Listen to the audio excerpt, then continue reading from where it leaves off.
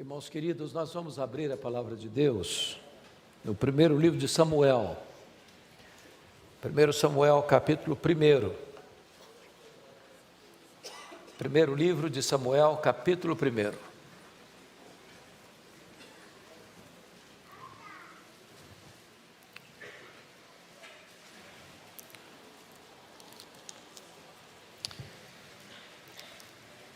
Vamos começar com o verso 1 e seguir essa leitura.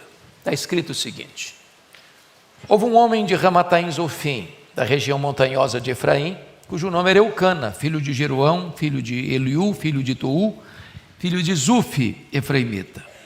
Tinha ele duas mulheres, uma se chamava Ana e a outra Penina. Penina tinha filhos, Ana, porém, não os tinha. Este homem subia da sua cidade de ano em ano a adorar e a sacrificar ao Senhor dos Exércitos em Siló. Estavam ali os dois filhos de Eli, Rofini e Finéias, como sacerdotes do Senhor. No dia em que Eucana oferecia o seu sacrifício, dava ele porções deste a Penina, sua mulher, e a todos os seus filhos e filhas. A Ana, porém, dava porção dupla, porque ele a amava, ainda mesmo que o Senhor a houvesse deixado estéril. A sua rival a provocava excessivamente para irritar, porquanto o Senhor lhe havia cerrado a madre. E assim o fazia ele de ano em ano. E todas as vezes que Ana subia à casa do Senhor, a outra a irritava pelo que chorava e não comia. Então Eucana, seu marido, lhe disse: Ana, por que choras? Por que não comes? Por que estás de coração triste? Não te sou eu melhor do que 10 filhos? Após terem comido e bebido em Siló, estando Eli o sacerdote assentado numa cadeira junto a um pilar do templo do Senhor, levantou-se Ana e com amargura de alma orou ao Senhor e chorou abundantemente e fez um voto dizendo: Senhor dos exércitos, se benignamente atentares para a aflição da tua serva e de mim te lembrares e da tua serva te não esqueceres e lhe deres um filho varão, ao Senhor o darei por todos os dias da sua vida e sobre a sua cabeça não passará navalha. Demorando-se ela no orar perante o Senhor, passou Eli a observar-lhe o movimento dos lábios, porquanto Ana só no coração falava. Seus lábios se moviam, porém não se lhe ouvia voz nenhuma. Por isso Eli a teve por embriagada e lhe disse: Até quando estarás tu embriagada? Aparta de ti esse vinho. Porém Ana respondeu: Não, Senhor meu, eu sou mulher atribulada de espírito. Não bebi nem vinho, nem bebida forte, porém venho derramando a minha alma perante o Senhor. Não tenhas, pois, a tua serva por filha de Belial, porque pelo excesso da minha ansiedade, da minha aflição, é que tenho falado até agora. Então lhe respondeu Eli: Vai-te em paz, e o Deus de Israel te conceda a petição que lhe fizeste. E disse ela: Acha a tua serva mercê diante de ti. Assim a mulher se foi seu caminho e comeu, e o seu semblante já não era triste. Levantaram-se de madrugada e adoraram perante o Senhor, e voltaram e chegaram à sua casa Ramá. Eucana coabitou com Ana sua mulher, e lembrando-se dela o Senhor, ela concebeu. E passado o devido tempo, teve um filho, a que chamou Samuel, pois dizia: Do Senhor o pedi. Vamos ao verso 26. Disse ela: Ah, meu Senhor, tão certo como vives, eu sou aquela mulher que aqui esteve contigo, orando ao Senhor. Por este menino orava eu, e o Senhor me concedeu a petição que eu lhe fizera. Pelo que também o trago como devolvido ao Senhor por todos os dias que viver, pois do Senhor o pedi. E eles adoraram ali o Senhor. Amém. Eu quero falar hoje com vocês sobre o tema: nunca desista de seus sonhos. Era o ano de 1952 na Nova Zelândia. Um grande esportista daquele país, chamado Edmund Hillary, nutriu no seu coração um sonho inédito, um sonho audacioso, o sonho de chegar no topo do Pico Everest, a montanha mais alta do planeta, com mais de 8.800 metros de altitude. Ele preparou-se para aquela grande jornada da vida, mas quando partiu para realizar o seu sonho, ele fracassou, ele não conseguiu chegar no topo do Everest. Meses depois, ele foi convidado para dar uma palestra em Londres, na Inglaterra, e quando ele chega no auditório, propositadamente as pessoas haviam colocado uma grande gravura do Monte Everest na parede.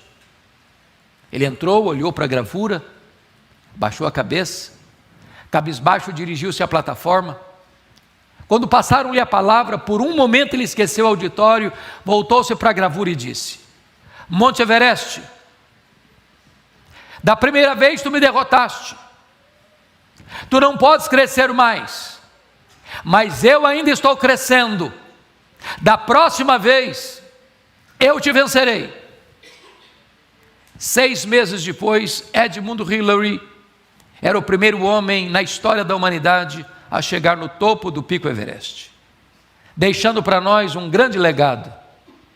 Não desista de seus sonhos. Eu sei que vocês têm sonhos, todos nós os temos. Quem não sonha não vive. Quem desistiu de sonhar, desistiu de viver. Mas é provável que neste auditório haja algumas pessoas aqui que já perderam os seus sonhos mais bonitos pelas estradas da vida. Talvez haja entre nós nesta noite quem já viu os seus sonhos mais belos se transformando em pesadelos. Quem sabe até mesmo haja hoje aqui alguém que já desistiu de seus sonhos, já enterrou os seus sonhos, que já colocou no túmulo de seus sonhos uma lápide: aqui jaz os meus sonhos. Pois eu quero encorajar você nesta noite a trazer de volta esses sonhos e a colocá-los na presença de Deus. O Deus Todo-Poderoso está aqui nesta noite, e Ele pode fazer maravilhas na sua vida, e Ele pode ressuscitar os seus sonhos, e Ele pode cumprir os seus sonhos. Esse texto nos fala de uma mulher que tinha um sonho legítimo, sonho bonito, sonho de ser mãe, mas o sonho dela está sendo adiado. Diz a Bíblia que ela é estéril, o ventre dela é um deserto, e eu fico imaginando que se Ana vivesse hoje entre nós, ela enfrentaria algumas abordagens, pastor Arival. Acho que a primeira pessoa que chegaria para ela e dizia assim: Joana, você é uma mulher muito crente, você ora muito, mas tem um problema na sua vida, você está doente, seu ventre é um deserto. Se você fizer uma análise mais detida, você vai perceber que na sua árvore genealógica deve ter alguma maldição hereditária incrustada aí. Enquanto essa maldição não for quebrada, você não vai ser curado. Só que o problema de Ana não era a maldição hereditária. Se Ana vivesse hoje, talvez alguém chegaria para ela: Ana, ninguém sofre sem causa. Para você estar sofrendo, você deve ter feito alguma coisa errada. Enquanto você não confessar esse pecado, você não vai ser curado. Só que o problema de Ana não era pecado escondido. Se Ana vivesse hoje, talvez alguém chegaria para ela e dizia assim: Ana, deve ter algum demônio da esterilidade escondido aí na sua vida. O que você precisa é ir num culto de libertação. Só que o problema de Ana não era demônio. Confira comigo o versículo 5. Está escrito aí que o próprio Deus a deixou estéril. Veja o verso 6. Está escrito aí que o próprio Deus cerrou a sua madre.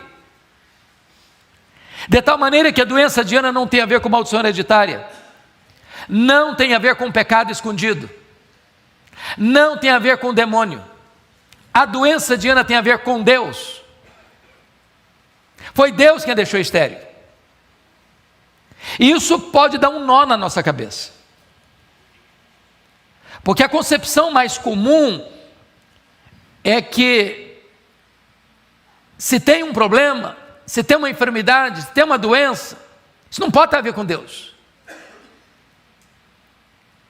E a grande pergunta é: por que Deus adia então os nossos sonhos?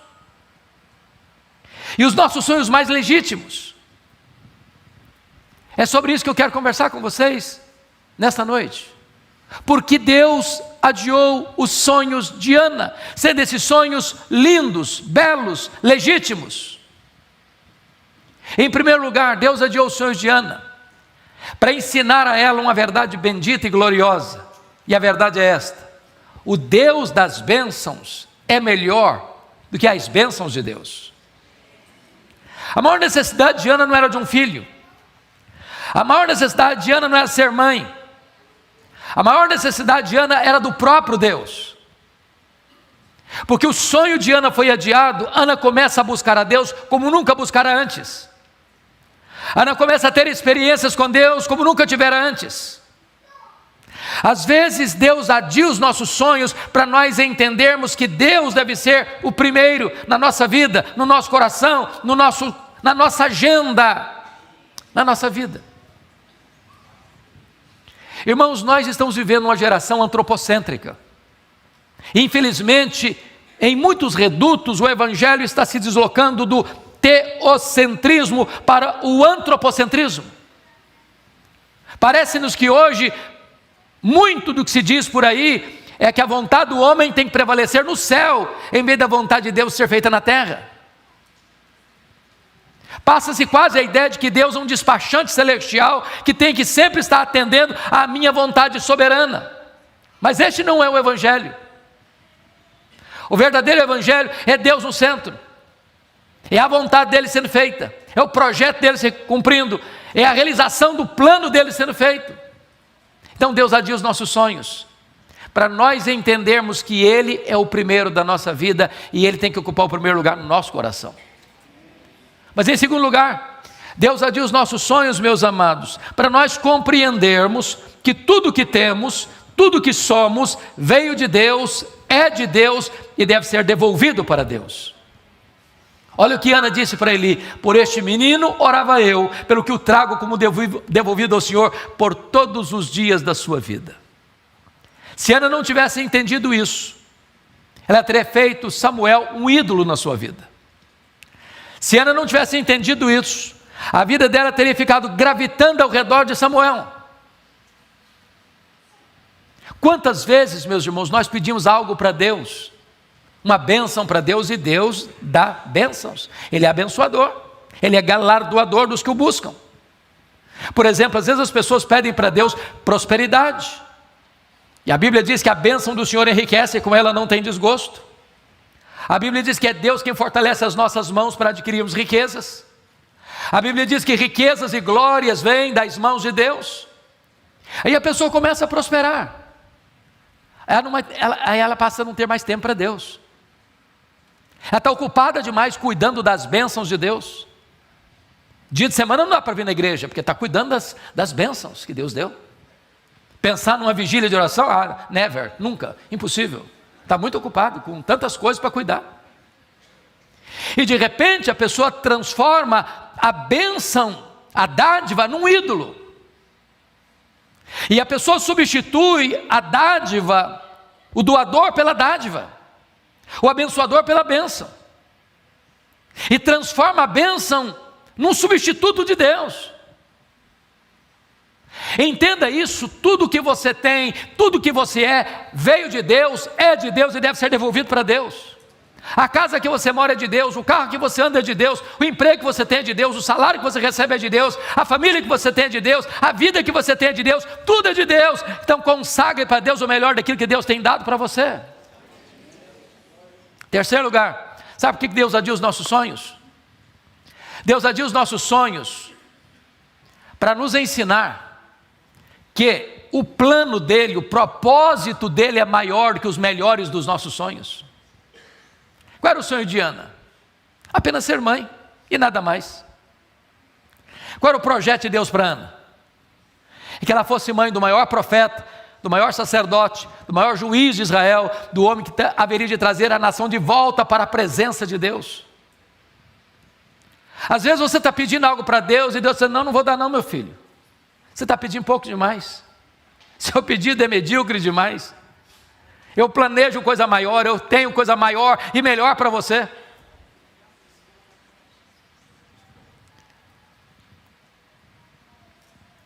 Os pensamentos de Deus são mais altos que os nossos. Os caminhos de Deus são mais elevados que os nossos. A Bíblia nos ensina a orar. E foi Jesus quem nos ensinou, dizendo assim: pedi, dar-se-vos-á. Buscai e achareis. Batei e abrir-se-vos-á. Porque todo que pede, recebe. Todo que busca, encontra. Todo que bate, abrir-se-lhe-á. Isso foi o que Jesus ensinou. Às vezes nós entendemos o contrário. Às vezes nós entendemos assim: todo que pede, recebe o que pede. Isso Jesus nunca ensinou. O que ele ensinou foi: todo que pede, recebe. Porque nós não sabemos pedir como convém, diz a Bíblia. Às vezes nós pedimos para Deus uma pedra, pensando que estamos pedindo um pão. Às vezes nós pedimos para Deus uma cobra, pensando que estamos pedindo um peixe. Às vezes estamos pedindo para Deus um escorpião, pensando que estamos pedindo um ovo. Às vezes pedimos para Deus que vai nos destruir, pensando que estamos pedindo que vai nos dar vida. Quando José do Egito estava preso lá, injustamente, ele pediu ao copeiro do faraó para lembrar-se dele, e diz a Bíblia que o copeiro do faraó esqueceu-se dele. Ele ficou mais 2 anos mofando na cadeia. E você pergunta: mas onde está Deus que deixa um filho seu inocente padecer numa prisão imunda? Se Deus tirasse José da prisão quando ele queria sair da prisão, o máximo que ele teria sido era um bom lavador de copos no palácio do faraó. Naqueles 2 anos Deus estava preparando a rampa do palácio para sair da cadeia e ser o governador do Egito. Então, se Deus não está respondendo agora o que você quer, se Deus está adiando o seu pedido, não fique triste, não fique desesperado. Deus está preparando algo maior e melhor para nós, porque não há Deus como nós que trabalha para aqueles que nele esperam. Quarto lugar, por que Deus adia os nossos sonhos? Deus adia os nossos sonhos porque Ele é Deus, livre e soberano, que faz todas as coisas conforme o conselho da sua vontade. Confira comigo o capítulo 2, versículos 6 a 8, na oração de Ana, a afirmação que ela vai fazer. Está escrito aí, versículo 6: o Senhor é o que tira a vida e a dá, faz descer a sepultura e faz subir. O Senhor empobrece e enriquece, abaixa e também exalta, levanta o pobre do pó e desde o monturo exalta o necessitado, para o fazer assentar-se entre príncipes. Deus faz. E não precisa pedir licença nem para você e nem para mim para fazer. Eu fico impressionado, pastor Ival, que alguns teólogos, do alto da sua sapiência teológica, dizem assim: Deus não faz mais milagres hoje, esse tempo passou. Foi lá para a época dos profetas, dos apóstolos, hoje não tem mais. Eu não encontro isso na Bíblia. O que eu encontro na Bíblia é que o Senhor Jesus é o mesmo ontem, hoje e sempre o mesmo. Ele faz o que quer, quando quer, onde quer, com quem quer, para o louvor da sua glória, e não precisa pedir licença nem para você nem para mim. Ele quem dá vida, Ele quem tira a vida, Ele quem empobrece, Ele quem enriquece, Ele quem exalta, Ele quem rebaixa, Ele quem é Deus, está no trono e nunca será apiado do trono. Ele é Deus. Deus pode fazer o impossível. Eu nunca me esqueço de uma experiência que tive lá em Vitória, pastor Ival. Fui fazer uma visita no hospital militar, e quando eu estou entrando no hospital, eu vejo 3 pessoas da minha cidade do interior, Nova Venécia. Dentre essas pessoas tinha uma moça, de 17 anos na época, que estava numa fase complexa do tratamento de um câncer que havia já se espalhado pelo seu corpo, e lá na cidade não tinha CTI, e ela precisava de um CTI para dar continuidade ao tratamento. E ela chegou naquele hospital e não tinha vaga no CTI. E eu, amigo do diretor do hospital, conversei longamente com ele, e ele me disse: olha, não posso, isso é uma questão, não se negocia, não se tira um enfermo para botar outro. Não posso, hoje eu não posso recebê-la. E eu confesso que eu voltei frustrado para a porta do hospital, e também confesso que eu não sou de fazer isso, e pelo me consta, eu só fiz isso uma única vez na vida, nesse dia. Eu disse: minha filha, aqui não tem jeito, mas nós podemos falar com quem tem jeito, marque e achar uma vaga no CTI. Nós vamos falar com Deus, para Deus fazer um milagre na sua vida.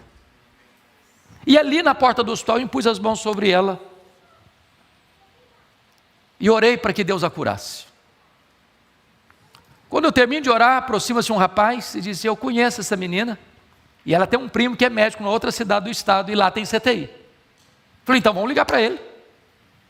Pegamos o telefone, ligamos, ele atendeu e disse: pode trazê-la para cá, tem vaga. E ela levou todos os pacotes de exames que ela tinha na mão. Quando chega, ele pega os exames, constata a gravidade do problema, coloca numa maca, começa a observar o seu corpo e tal, etc. Achou estranho, submeteu aos mais rigorosos exames, não tinha absolutamente mais nada no seu corpo. Ela foi devolvida para voltar para sua casa. Isso tem mais de 20 anos. E agora, pregando em Nova Venécia, no mês de dezembro passado, aproxima-se uma senhora, dos seus 37 anos,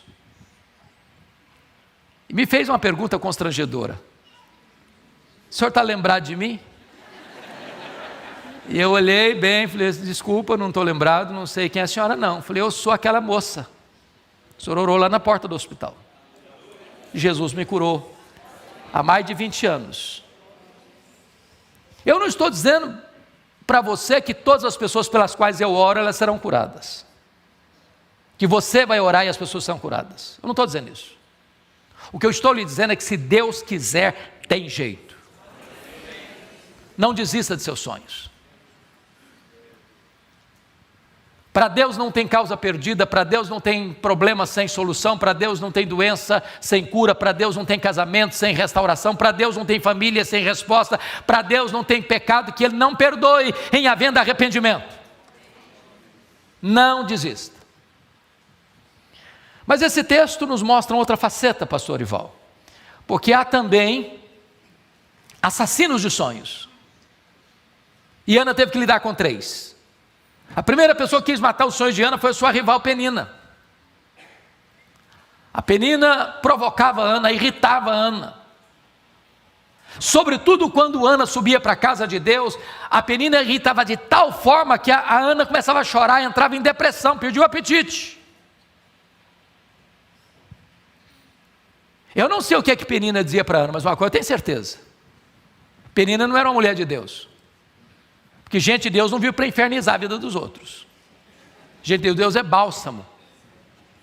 Gente de Deus é aliviador de tensão. Mas à luz do versículo 6, eu acho que o que Penina dizia para Ana era o seguinte: ô Ana, você é tão crente, você vai tanto à igreja, você ora tanto, você fala tanto com Deus, está aí doente, está aí um problema, eu não oro igual a você, não vou à igreja igual a você, não sou crente igual a você, estou com saúde, cheio de filhos, se esse negócio de orar valesse mesmo, você não estaria nessa. Conhece gente assim? Cuidado que essa gente são assassinos de sonhos. Querem passar para você a ideia de que se você é crente, você não pode ficar doente, você não pode ter problema na família. Não, Deus nunca prometeu para você que você e eu não teríamos aflições. O que Ele prometeu é estar conosco todos os dias até a consumação dos séculos. A segunda pessoa que quis matar os sonhos de Ana foi o sacerdote Eli.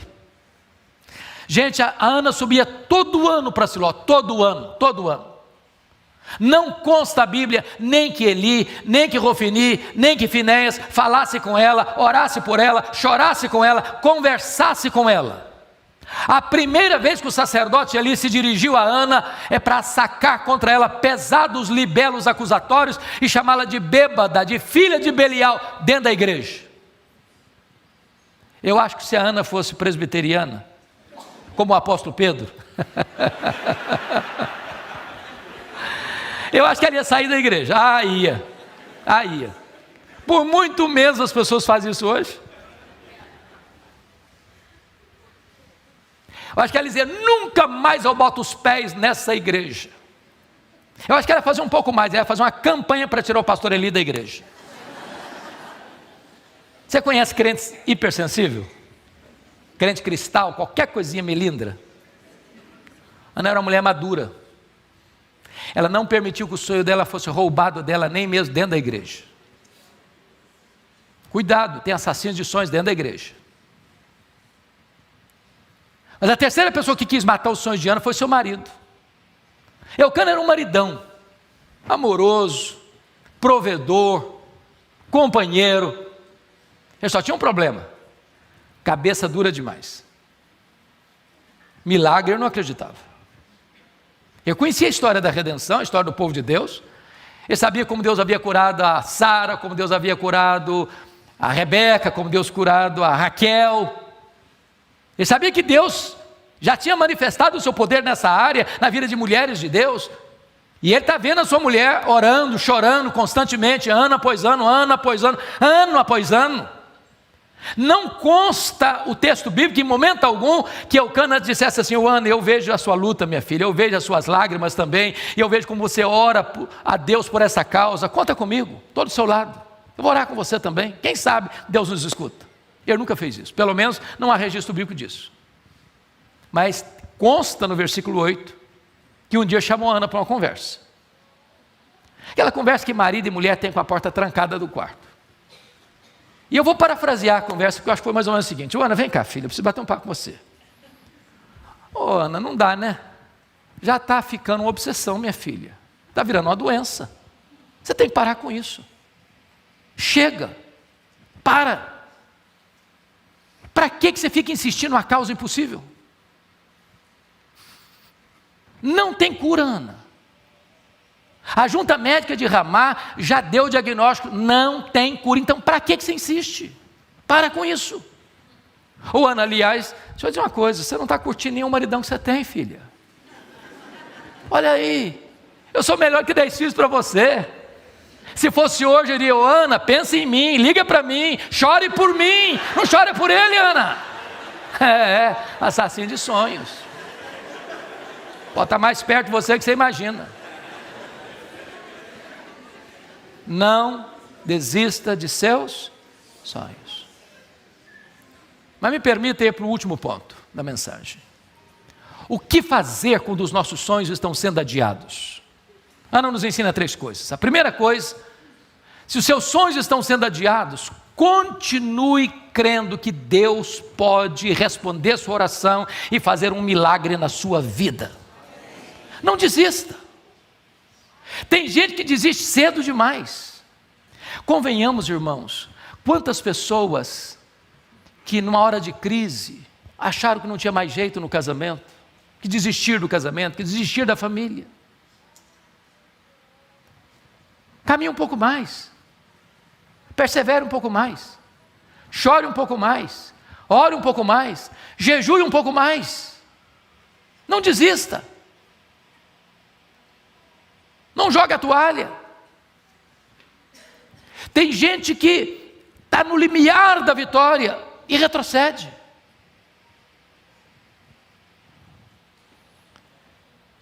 Eu fico observando algumas coisas. Norman Vincent Peale foi um escritor metodista, pastor metodista. E ele escreveu o seu primeiro livro, O Poder do Pensamento Positivo. E vocês bem sabem que qualquer escritor, ao escrever seu primeiro livro, ele enfrenta uma dificuldade de publicar o livro. As editoras ficam com o pé atrás. E às vezes nem consideram o conteúdo. Então, ao escrever o livro, ele procurou editoras, várias editoras para publicar o seu livro, e todas as editoras que ele procurou bateram a porta na cara dele. Ele ficou muito decepcionado, muito frustrado. Chegou em casa, jogou os rascunhos do livro no lixo e disse: no lixo vão ficar os meus sonhos de ser escritor. Dona Ruth, sua mulher, mais crente e mais otimista do que ele, como via de regra as mulheres são, disse: eu creio nos seus sonhos, vou lutar por eles. Pegou os rascunhos de novo, começou a bater em outras portas, em outras editoras, até que encontrou uma editora que se interessou pelo livro. Resultado? Esse livro já vendeu mais de 40 milhões de exemplares. Um dos maiores best-sellers da literatura cristã de todos os tempos. Estavam no lixo. Não desista de seus sonhos. Eu gosto muito de política, sempre gostei desde criança. E é um homem que me impressiona muito na saga da política americana, Franklin Delano Roosevelt. Estudou em Columbia, estudou na Universidade de Harvard, entrou na política, teve vitórias expressivas, mas o sonho dele era ser presidente dos Estados Unidos da América. Com 39 anos de idade, sofreu poliomielite e ficou paraplégico, numa cadeira de rodas. Alguém diz para ele, numa cadeira de rodas, você nunca será presidente dos Estados Unidos da América. Ele respondeu, eu nunca vou desistir. Foi o único homem até hoje na história americana que foi eleito e reeleito presidente dos Estados Unidos da América 4 vezes consecutivamente numa cadeira de rodas. Não desista de seus sonhos. A segunda coisa que Ana fez, quando viu que o seu sonho estava sendo adiado, é que ela se agarrou nas promessas da palavra de Deus. Olha o versículo 17 comigo. O mesmo Eli que falaram uma tolice para ela, chamando-a de bêbada, agora abre a boca, é um profeta de Deus. Quando diz para ela assim, vai em paz para a tua casa, e o Deus de Israel te conceda a petição que ele fizeste. Essa palavra é boa, essa palavra é de Deus, essa palavra Ana acolheu no coração, essa palavra trouxe cura e libertação para Ana. Então, notinha de rodapé. Tem muita gente, nós pastores conhecemos isso, mais de perto, que um dia escutou uma palavra atravessada, do pai, da mãe, do namorado, da namorada, do noivo, da noiva, do marido, da esposa, do professor, da professora, do patrão, da patroa, e aquilo entrou com uma flecha cheia de veneno e adoeceu a vida.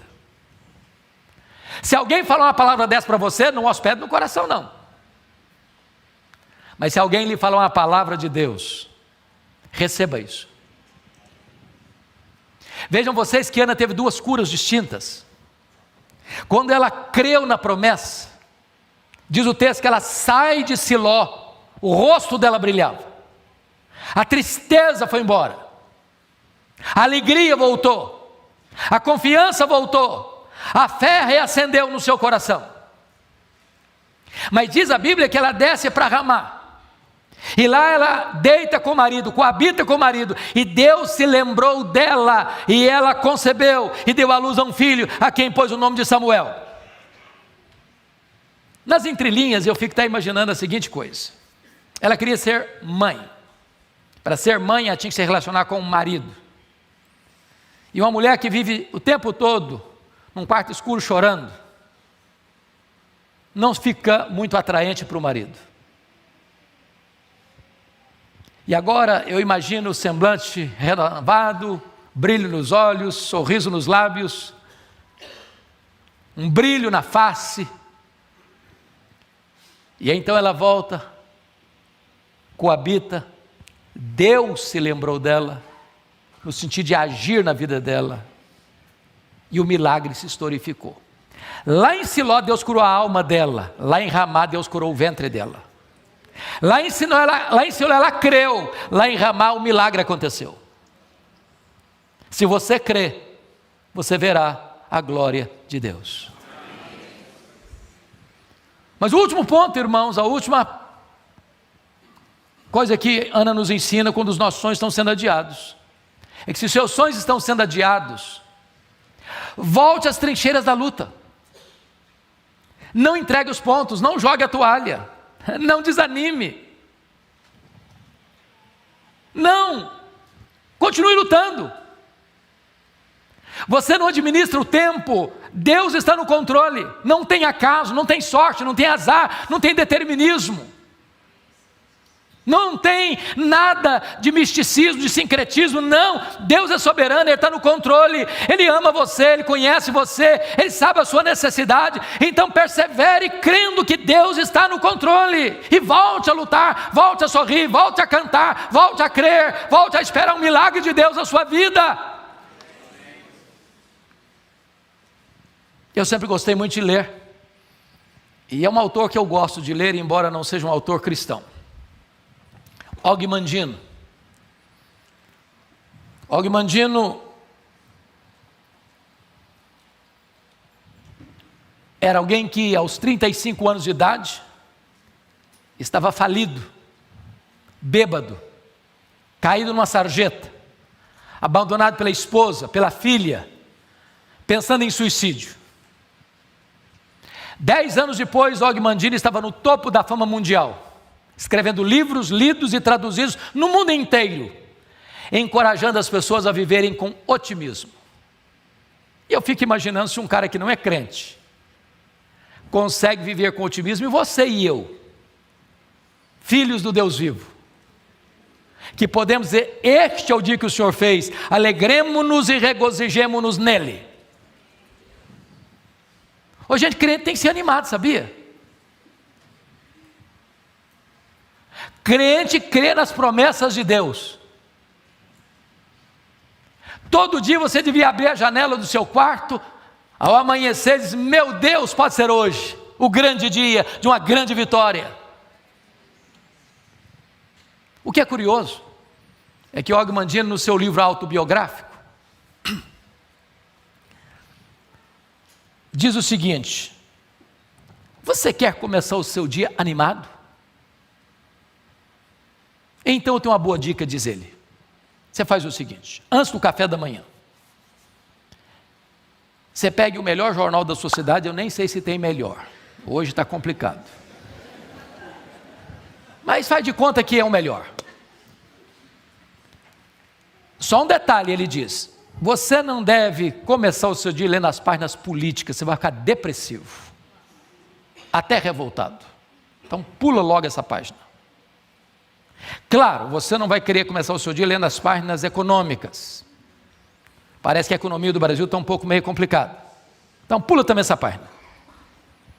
Bom, você não é tão corajoso a ponto de querer começar o seu dia lendo as páginas policiais, você vai ficar com medo de sair de casa, então não lê também.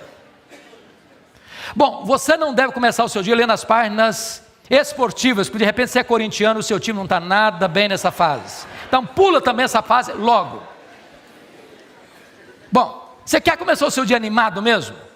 Faz o seguinte: começa na página do obituário. É, a lista das pessoas que morreram. Só um detalhe, você tem que ler tudo. Tudo. Os nomes grandes, os nomes pequenos, lê tudo. Ao final dessa leitura você vai descobrir algo fantástico. O seu nome não está nessa lista. Você vai descobrir que as pessoas que estão nessa lista dariam tudo para estar no seu lugar, mas elas estão mortas. Você vai descobrir que você está vivo. E se você está vivo, um milagre de Deus pode acontecer na sua vida hoje. Não desista de seus sonhos. Essa mensagem tem um sabor especial para mim, porque eu sou fruto de um sonho. Meus pais moravam numa região muito, muito pobre, nos idos de 1958, no interior do Espírito Santo. Não tinha estrada, não tinha carro, não tinha médico. Quando a pessoa ficava doente, ela tinha que ser transportada num lençol, amarrada num varal, uma padiola, 40 quilômetros onde ficava o médico. A minha mãe estava grávida, num estado adiantado de gravidez, quando caiu gravemente enferma. Meu pai sabia que ela não suportaria uma viagem de 40 quilômetros, sendo transportada pela trilha. Então ele mandou chamar um médico, ele veio, examinou-a e disse: essa mulher não vai sobreviver. Ela está muito fraca, está muito doente. E a criança que está no ventre dela está em agonia de morte. A única chance aqui é de salvar uma pessoa. Para salvar a mãe, tem que sacrificar a criança. Se não sacrificar a criança, a mãe morre junto com a criança. Diante daquele dilema, a minha mãe tomou outra decisão. Ela disse: eu não desisto desse filho. Eu não abro mão desse filho. Eu estou pronto a morrer com ele, a morrer por ele, mas eu não desisto dele. E naquele momento ela fez um voto para Deus. Disse: meu Deus, se tu poupares a minha vida, se tu poupares o meu filho, eu consagro este filho para ti, para ser um pastor, um pregador do Evangelho. Deus ouviu a oração da minha mãe e eu nasci. Nasci na roça. Fui calçar o meu primeiro par de sapatos com 8 anos de idade, com as mãos calejadas. Onde eu morava só tinha escola primária, nunca ninguém tinha saído dali para fazer além de 4ª série primária. Com 8 anos de idade eu entrei na escola. Com 12 anos eu tinha terminado os meus estudos. Com 12 anos eu nunca tinha visto uma lâmpada elétrica. Com 12 anos eu nunca tinha visto um aparelho de televisão. Com 12 anos eu nunca tinha entrado numa cidade. Com 12 anos a minha professora que me alfabetizou, sabendo do meu sonho de estudar, estava se mudando para Vitória, a capital do estado, e disse: você tem coragem de vir comigo? E eu, que nunca tinha dormido uma noite fora de casa, disse para ela: se meus pais deixarem, eu vou. Com 12 anos eu subi na carroceria de um caminhão. Fui morar num barraco de tábuas de 4 cômodos com 10 pessoas, dentro de um mangue, do lado de um prostíbulo.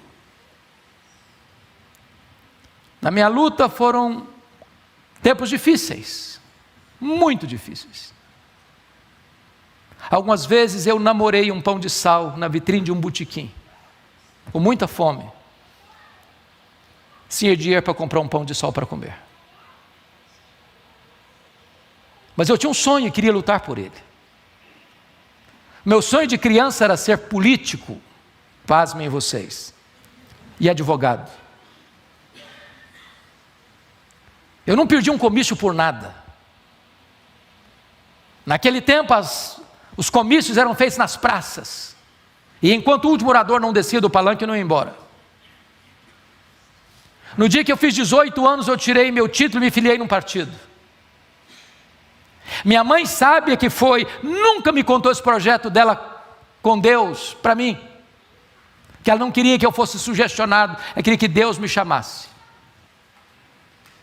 E um dia eu conversava com um presbítero, José Scherrer, e falava para ele: olha, presbítero, depois que eu realizar meus sonhos, depois que eu me tornar um advogado, depois que eu me tornar um político, depois que eu realizar meus projetos de vida, no final da vida eu quero entrar num seminário, me preparar para servir a Deus no final da minha jornada. Esse homem botou o dedo no meu nariz, com a autoridade de Deus, e me disse: você quer dar as sobras para Deus? Deus quer você hoje, Deus quer você agora, Deus quer a sua juventude.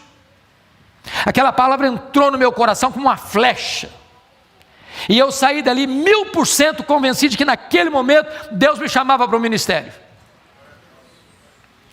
Quando eu fui contar para minha mãe, naquele mesmo dia, o que estava acontecendo, eu disse: meu filho, por esta causa eu já orava antes mesmo de você nascer. Minha mãe era uma mulher analfabeta, nunca teve o privilégio de sentar num banco de escola. Um dia ela chorando na sua casa, porque ela amava a Bíblia, tinha vontade de ouvir a Bíblia, mas nem sempre tinha alguém para ler a Bíblia para ela. Ela saiu chorando para o quintal, tropeçou numa cartilha velha, suja, rasgada, e ela pegou aquela cartilha e disse: meu Deus, me ensina isso aqui, me ensina essas letras. E ela aprendeu a ler naquela cartilha sozinha, lia fluentemente a sua Bíblia. Antes dela partir para o Senhor, ela me chamou à sua casa, me contou toda essa história. E eu confesso para vocês que eu chorei muito com ela. Eu a abracei, disse: mamãe, a senhora está me ensinando as coisas mais importantes da minha vida. A senhora está me ensinando que o mais importante não são os meus projetos, são os planos de Deus. A senhora está me ensinando que um filho que tem uma mãe que ora por ele nunca é um filho pobre. E naquele dia eu compreendi como Deus é maravilhoso.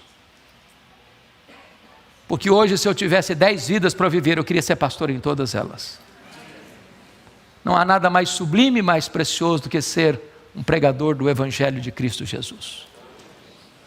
Você veio aqui hoje e você tem sonhos. Nós queremos orar por você, para que você jamais desista desses sonhos. Mas se os seus sonhos não forem os sonhos de Deus, os planos de Deus, eu recomendo a você: desista dos seus sonhos e abrace o projeto de Deus para a sua vida. Fique em pé onde você está, eu quero orar com você.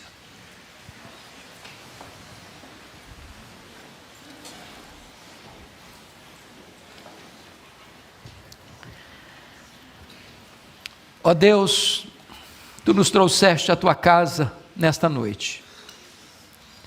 para sermos consolados e desafiados. E eu te peço agora, Deus, que Tu contemples este povo que está aqui e aqueles que nos acompanham. Se há entre nós uma mulher que anseia ser mãe, que tem lutado por isso, feito longos tratamentos e não tem logrado êxito, Tu és o Deus de Ana, e Tu estás aqui nesta noite. E eu te peço que nesta noite Tu realizes esse milagre para a glória do Teu nome. E que em breve nós possamos ouvir testemunhos daquilo que Tu estás fazendo nesta noite, na vida de muitas mulheres aqui presentes e que nos acompanham. Se alguém enfermo, Senhor, pedimos-Te que Tu cures, para o louvor da Tua glória. Se alguém aqui que estava pensando em desistir da vida, que Tu reanimes este coração. Se tem alguém aqui, meu Deus, que estava pensando em se separar, em se divorciar, em abandonar a família, restaura o amor, restaura o companheirismo, conceda perdão, reconciliação e restauração em nome de Jesus. Se alguém está aqui, meu Deus, está afastado do Evangelho, ó Deus, distante da casa do Pai, ó Senhor, que essa seja uma noite de reconciliação e de volta para a casa do Pai. Oh meu Deus, manifesta o Teu poder nessa noite, traz, Senhor, resposta ao clamor do Teu povo. Nós oramos a este Deus soberano, o Deus da nossa vida, o Pai de nosso Senhor Jesus Cristo, o Deus que nos ama, e nós oramos em nome de Jesus. Aleluia. Amém.